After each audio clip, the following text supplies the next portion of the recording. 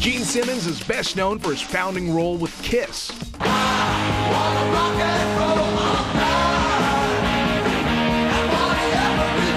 One of rock and roll's all-time greats.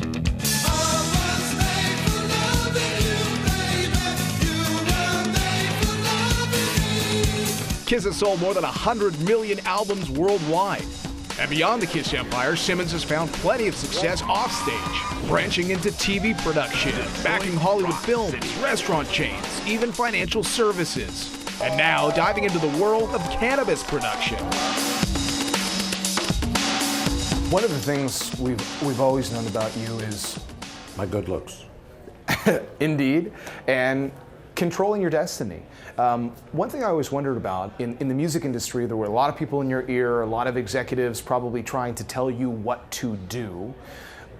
To build the kind of merchandising operation that you built and to set out the course that you set out, what were you able to do that maybe others weren't in an industry where a lot of people want to tell you what to do? Or Well, you have to take it with a grain of salt that the industry I come from, the music business, is filled with people who can't read and write music, for one thing. We are the most unqualified people holding any jobs. If you're in a classical, symphony orchestra, or you're a jazz musician, you can actually sight read music and stuff. I can't, I've written hundreds of songs. I can't read a stick of music. You just hear it in your mind, and you're lucky enough to be able to strum a chord or two and come up with that thing that, kind of connects. And the rest is all creativity. So qualification often is highly overemphasized. When you take a look at the captains of industry, they come with no resume and no experience. I mean, Flight, for God's sakes, came from two brothers who owned a bicycle shop in Kitty Hawk. I still don't know where that is, do you? Someplace, some mythical, it's like Oz. Kitty Hawk. If that doesn't sound like a storybook. So these guys created Flight. Icarus failed, these brothers succeeded. Well, let's take a look at their resume. Yeah, bicycle shop, no, they'll never fly. Of course not. And yet they did it. If you take a look at Wozniak and of course his partner, Jobs, who really didn't understand technology at all. He just understood what people liked. Branding. What's the resume? Zero. They just do it. Just roll up your sleeves and go and do it. And you'll fail most of the time. You will. it's an interesting time because of some of those technology companies, it feels like entrepreneur is such a big buzzword. You've been preaching this for years. I write books about it. 2 books ago, I wrote one called Me Inc., Me Incorporated. You have an inferred fiduciary duty to yourself to learn language skills, business skills, and it's yours. It's all in the palm of your hands. All of mankind's knowledge is right there. You know? What's the excuse? The excuse is I'm dipping chips and watching reruns of Sergeant Preston of the Yukon. It's before your time. Some of them will go, he knows! Or The Littlest Hobo. Oh, well, can't miss an episode of that. Let's binge watch that instead of finding out about, life. And business choices, because life is business and business is life. Life is like, if you do nothing but binge watch TV all day, it's like a shark sitting still and not swimming. By the way, if it does that, it drowns. A shark must continue to swim to force the water through its gills to get oxygen. It never stops. And you never stop, and I've always gotten the sense that you're as excited about business and business opportunities as you are when you're on stage. Can I just tell you the God's honest truth? I'm an only child. I wasn't born here. I was born in Israel. I know I don't look Swiss. And my mother had a horrible childhood at 14 during World War II, and I don't want to get into specifics. And through her eyes and her wisdom, I understood the notion that, by the grace of God, or any way you want to figure this out, this could be the last day you're alive. The proverbial bus is waiting right outside to run your ass over. The question is, what are you going to do today? If you knew at the end of the day you're done, but you're still healthy and you've got your mind, what are you going to do? You know you're going to die. What am I going to do? I'm going to build mountains, create jobs. I'm going to love good, eat good. I'm going to be alive, either live it or get out of the way. There are other people who don't have those choices. They live in North Korea or Iran or Africa and all kinds of places. Here in Canada, you have every choice in the world. So every day for me is all about finding out new mazes for this rat to get through the trap. And this Invictus maze, not telling you that, I'm telling myself that. Wow, Gene. It's a fascinating area, evolving every day. You mentioned your mom. You talk about the admiration you have for her.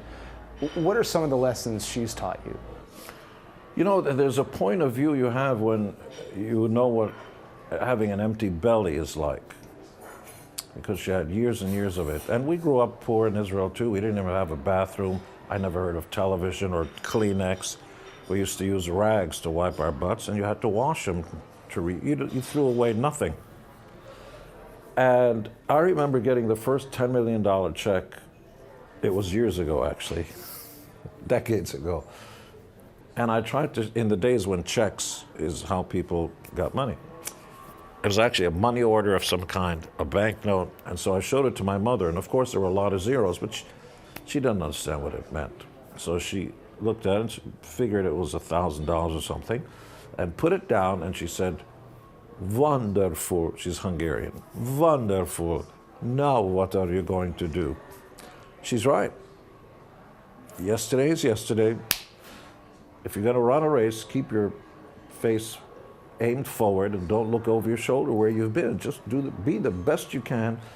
And let me say this to those people who think, you got it all, you got enough money. That's a loser's game. See, if you were the fastest human being on earth and you broke the 4-mile-a-minute record, when the girls who were kissing you on the cheeks and you got the awards and the TV cameras, including that one, leave, will you get up at the crack of dawn the next day and try to break your own record? Will you? You're a champion. You're alive. You understand. That's not about the award. Money's great, but it's just the judges on the sidelines holding up a number, right? The champions on the ice skates or whatever are going to try to get better and better. And then you die. You may as well have a sense of humor about it because there's nothing you can do about it. So while you're alive, goddamn, live it. And here you are living it, and now you've got you're involved with a company which has a stock symbol Gene, G-E-N-E. Has nothing to do with me. I mean, of course it is. The stock symbol is that. It was not my idea. It was Invictus, the company, and Dan Krisnick, the CEO, who said, look, I like genetics and Gene, let's use Gene. Okay, twist my arm. The KISS brand is so powerful, but the Gene Simmons brand is so powerful as well. How would you describe the evolution of that and how it impacts your business? Because you're looking for lots of business opportunities. A lot of times those opportunities are tied to who you are. Oh, they took my phone away. Where's my phone? Say, Terry Wills. Terry Wills, may I have my phone back? So we had a TV show called Gene Simmons' Family Jewels. It lasted 167 episodes, thank you, and 8 seasons. And then I started to look at ownership, like Money Bag, that bag of money with the dollar signs. I actually own that. So you're about to see the Gene Simmons Money Bag sodas in all the 7-Elevens. Here's a list of the first batch. And each of those is a real store. So Gene Simmons brand is climbing. We also have Rock World, my trademark. So for the first time, 7-Elevens are going to start selling T-shirts and hats. They've never done it before. You got the vault. Why not? Yeah. And we have the largest box set of all time, the GeneSimmonsVault.com, which sells for $2,000 a pop. You want me to come over to your house for a Gene Simmons party? Compliment you on the curtains, $50K. I have so much fun every day. It's difficult for me to walk by a mirror and not go, ooh. So you've done so much, to your point. Nothing. Watch me burn rubber. When you're running a race, look, I'm going to be 69 soon. And boy, do I look good. But in all seriousness, if you're running a race and you're dog tired, but you see the finish line up ahead, do you give it that extra spurt and try to run faster? Or do you slow down and just kind of walk across the finish line? What would you do? Heck, keep going. I push it. Well, not just keep going, but I see the finish line, speed it up. So I'm closer to the end than I was when I was 15 and 20. You're invulnerable. You have all the time in the world. So I have mortality in mind. I know I'll last 80, 90, whatever that amount is. 69, well, that's not a lot of time. Till I'm 80, 11 years. Or is that 70? No, that's 11 years till I'm 80. 11 years? God damn, let's get started. So every day I get up and they're going to have to drag me kicking and screaming out of this world. Gene Simmons, everybody, and you